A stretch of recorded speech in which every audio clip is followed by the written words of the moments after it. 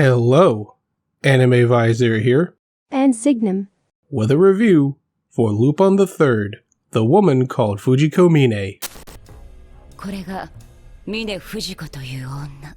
Slightly different from the usual video, where I review an anime after watching it for the first time. I've actually seen The Woman Called Fujiko Mine before. In fact, I believe I mentioned in a previous Lupin the Third video, it was my introduction to the Lupin the Third series. Recently, The Woman Called Fujiko Mine was re-released on Blu-ray, and thanks to the fine people at Discotek, you no longer need to spend an arm and a leg to get a copy of Funimation's out-of-print Blu-ray release. That's good to hear.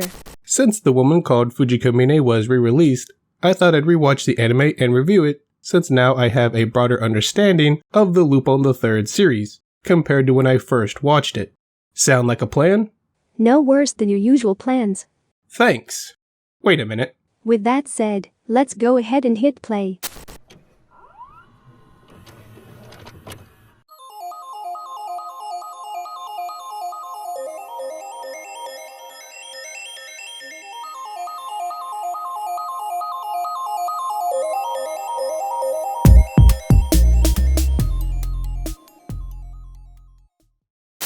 Lupin the Third, The Woman Called Fujiko Mine, originally began airing in April of 2012, consisting of 13 episodes, and was created to celebrate the 40th anniversary of Lupin the Third Part 1, as well as the 45th anniversary of the Lupin the Third manga.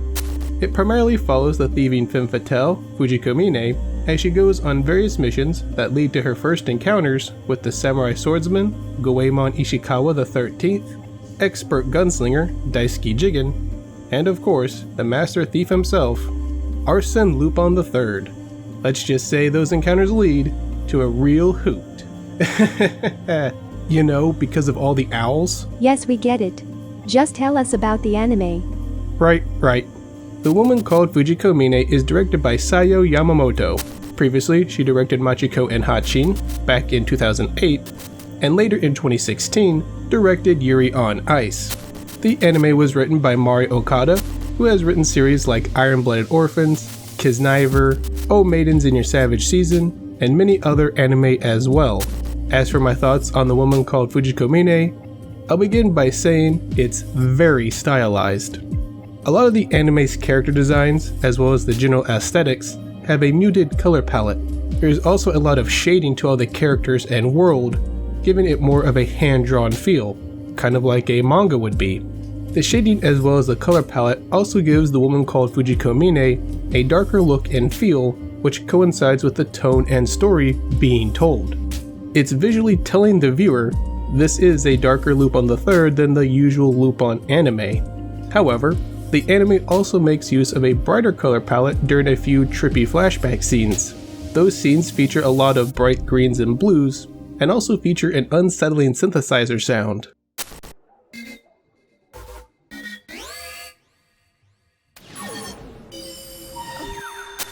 These scenes almost seem artificial in comparison. Nice catch, SiGNUM. Those scenes do have an artificial feel to them, and without revealing too much about the story to avoid spoilers, those scenes are very clever.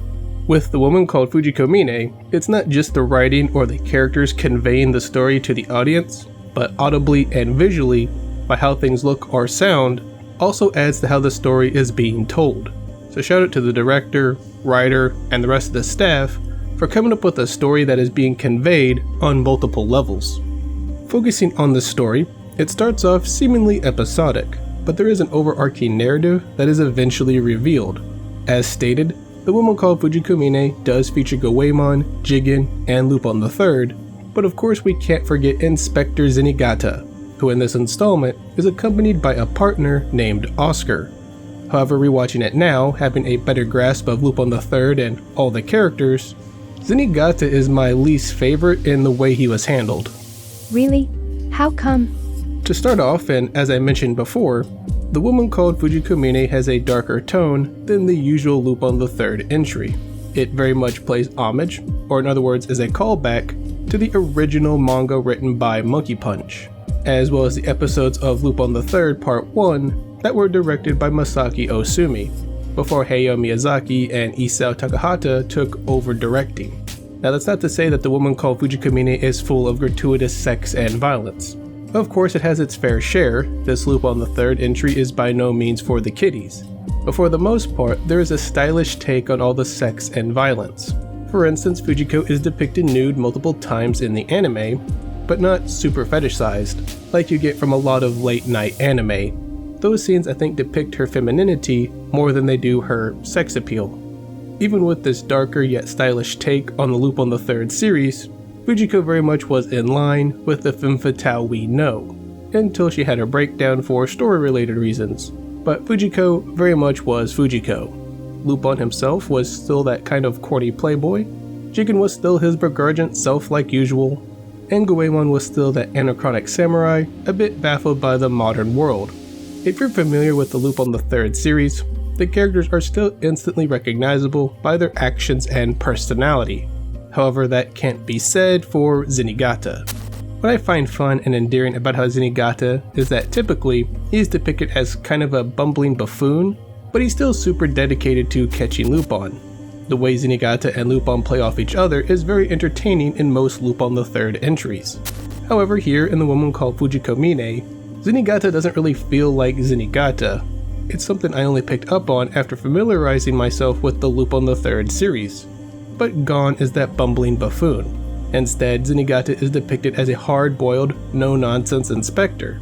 He is still dedicated to capturing Lupin, but the two have very few scenes with each other, and seeing Zenigata not comically chasing Lupin was a bit weird to watch. I understand it's supposed to be a darker take on the Lupin the Third series, but when all the other characters are so close to their usual self, it kinda seemed out of place with Zenigata. In fact, I think if Zenigata had been more of his usual bumbling self, it would have made Oscar's character a bit more interesting.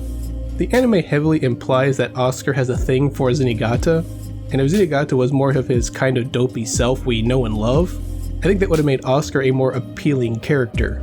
It would have been interesting to see how those two characters would have played off each other if Zenigata was more like the usual Zenigata. Overall, The Woman Called Fujiko Mine still has a good story, and is depicted in a really clever and stylistic way, showing Fujiko in a more fragile and sensual light.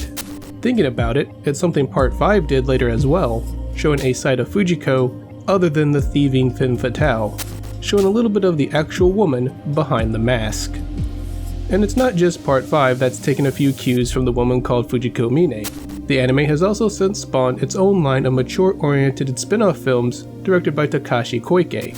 So far, those films include Jigen's Gravestone, Goemon's Spray of Blood, and Fujiko's Lie. Anyway, if you don't like the darker Lupin the Third stuff, The Woman Called Fujiko Mine might not fully be up your alley, especially with how Zenigata was depicted, but I'd still say consider checking it out. Because if you like an anime that is creative with how it tells its story, an anime with a unique art style, or if you're someone who does like the darker Lupin the Third stuff, then I think it's very much worth the watch. With all that said, what are your thoughts on The Woman Called Fujiko Mine? Let us know in the comments below. As always, I've been Anime Visor. And I've been SiGNUM. Thanks for watching, and see you later. Bye bye.